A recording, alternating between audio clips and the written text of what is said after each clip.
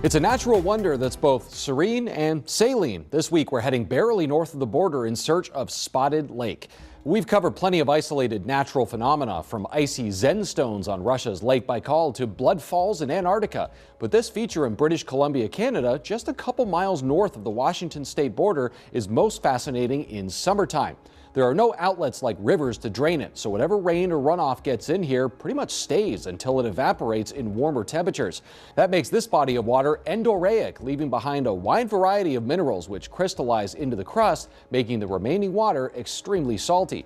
Utah's Great Salt Lake is a good large-scale example, as is the Caspian Sea, more than 2 million times the size of today's subject. This is one of several examples of soda lakes around the world, with a bunch of dissolved sodium and carbonate being likened to baking soda.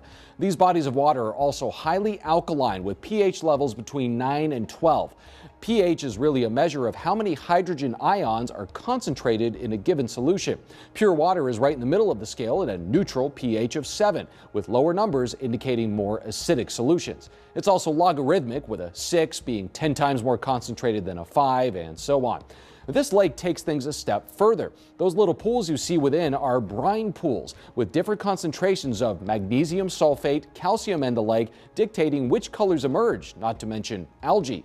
Once those lake levels start to drop, it's clear why this earned the English language moniker of Spotted Lake. In truth, its significance goes back centuries, with the local Syilx Okanagan First Nation calling it Kulik, or sacred place, for its healing properties and therapeutic waters in each individual pool. You probably know magnesium sulfate as Epsom salt, and many people have claimed for centuries an Epsom bath helps relax muscles and reduce stress on the body.